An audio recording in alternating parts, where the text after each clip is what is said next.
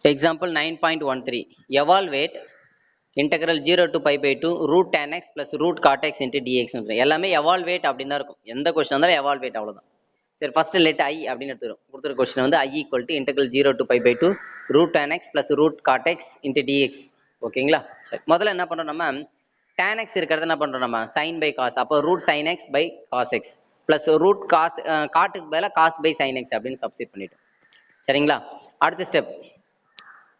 அடுத்து நம்ம என்ன பண்றோம் அப்படின்னு பாத்தீங்கன்னா எல்சிஎம் எடுக்கிறோம். எப்படின்னா root sine x by root cos x அப்படின்னு தனித்தனியாக பிரிச்சுக்கணும். அதே மாதிரி root cos x by root sine x. சரிங்களா? இப்போ எல்சிஎம் எடுக்கும்போது டினாமினேட்டருக்கு ரெண்டுத்தையும் மல்டிப்ளை பண்ணுங்களேன். Root cos x into root sine x வந்து root sine x cos x வந்துடும். அதே மாதிரி கிராஸ் மல்டிப்ளை பண்ணுங்க. இந்த ரூட் சைன் எக்ஸை கிராஸ் பண்ணீங்கன்னா ஏற்கனவே ரூட் சைன் எக்ஸ் இருக்கு. Root sine x into root cancel ஆகிடும், சைன் எக்ஸ் வரும். அதே மாதிரி இந்த ரூட் காஸ் எக்ஸை கிராஸ் பண்ணாலும் ரூட் கேன்சல் ஆகிட்டு காஸ் எக்ஸ்னு வரும். சரிங்களா? ஸோ அதுதான் இங்கே போட்டிருக்காங்க. பார்த்தீங்கன்னா பாருங்க, sine x plus cos x divide by root sine x root cos x அப்படின்னு சொல்லிட்டு. அதுக்கு அடுத்த ஸ்டெப் என்ன பண்றாங்க அப்படின்னு பார்த்தீங்கன்னா ரூட் டூவால மல்டிப்ளை பண்ணி டிவைட் பண்றாங்க. இதான் கொஸ்டின். இதில் ரூட் டூவால மல்டிப்ளை பண்ணி ரூட் டூவால டிவைட் பண்றாங்க. சரிங்களா? ரூட் டூவால மல்டிப்ளை பண்ண ரூட் டூ வெளியே எடுத்தாச்சு. டிவைட் பண்ணாங்க இல்லையா, அந்த அதாவது ரூட் டூ அந்த ரூட் டூவையும் இந்த root of sine x cos x ரெண்டுத்தையும் மல்டிப்ளை பண்ணும்போது இந்த டூ உள்ள போயிடும், ரூட்டுக்குள்ள போயிடும். ரெண்டுமே ரூட்டு தானே, root two into root sine x cos x இல்லைங்களா? ரெண்டுமே ரூட்டுக்குள்ள இருக்கிறதுனால அப்போ காமனாக ஒரே ரூட் போட்டு என்ன பண்ணலாம், root of two sine x cos x அப்படின்னு எழுதிட்டாங்க இங்க. சரிங்களா? அதுக்கு அடுத்தது நியூமரேட்டர் எதுவும் பண்ணல, அது அப்படியே இருக்கும். டினாமினேட்டர் மட்டும் என்ன பண்றாங்க அப்படின்னு பார்த்தீங்கன்னா இந்த two sine x cos x இருக்கு இல்லையா, அதுக்கு பதிலாக 1 minus sine minus cos x whole square அப்படின்னு எழுதுறாங்க. சரிங்களா? இந்த டினாமினேட்டர் பாருங்க, இந்த 2 sin x பதிலாக எப்படின்னா இப்போ இதை எக்ஸ்பெண்ட் பண்ணுங்களேன், உங்களுக்கு 2 sin x cos x வரும். எக்ஸ்பெண்ட் பண்ணுங்க 1 மைனஸ் இந்த sin x minus cos x square பண்ணுங்களேன், a minus sin square x plus cos square x minus 2 sin x cos x.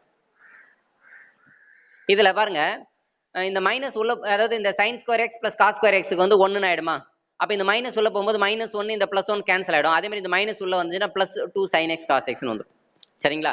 அதுதான். அப்போ 2 sin x cos x பதிலா, அதாவது பாருங்க 2 sin x cos x பதிலா நம்ம என்ன எழுதுறாங்க, 1 minus sin x minus cos x whole square அப்படின்னு எழுதுறாங்க. ஓகே, கொஸ்டினை வந்து கொஞ்சம் மாத்தியாச்சு, இப்போ வேற மாதிரி மாத்திட்டோம்.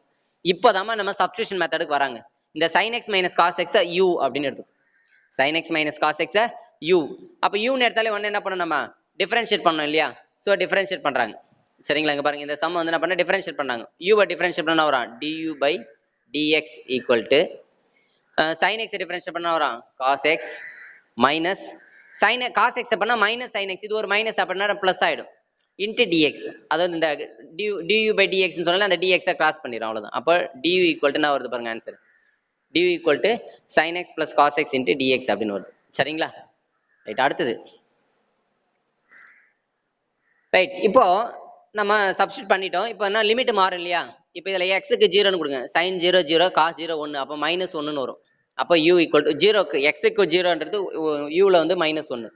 அதே மாதிரி எக்ஸுக்கு பை பை 2 கொடுத்துன்னு வச்சிங்களேன், சைன் பை பை 2 இதில் sine pi by 2 1, cos pi by 2 0, அப்போ 1ன்னு வரும். அப்போ லிமிட் வந்து -1 to 1ன்னு மாறிடுது பாருங்க. லிமிட் வந்து -1 to 1. இந்த கொஸ்டினில் ரூட் 2 இருக்கு, அப்படியே இருக்கு பாருங்க. இந்த sin x plus cos x into dx இதுக்கு பதிலா என்ன போடலாம், duன்னு போட்டுக்கலாம். du போட்டாங்க பை 1 மைனஸ் டினாமினேட்டர்ல ரூட் ஆஃப் 1 மைனஸ் இந்த sin x minus cos x தான் நம்ம யூன்னு எடுத்தோம் இல்லையா, அப்போ u ஸ்கொயர், அவ்வளவுதான்.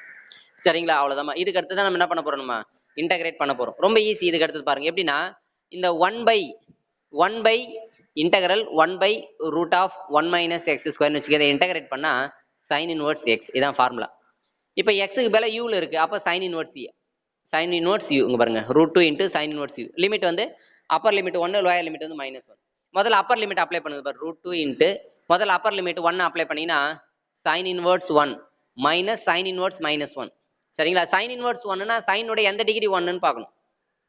சரிங்களா? root 2 into sin உடைய எந்த டிகிரி 1 அப்படின்னா pi by 2 மைனஸ் sin உடைய எந்த டிகிரி -1னா minus pi by 2 minus pi by 2. அப்போ இது மைனஸ் மைனஸ் என்னன்னா பிளஸ் பை பை 2 ஆயிடும். Pi by 2 plus pi by 2 add பண்ணா பை பை பை 2 90, இன்னொரு பை பை 2 90 90 90 ஆட் பண்ணா 180 பை. அப்போ √2 பை இஸ் ஆன்சர். சரிங்களா?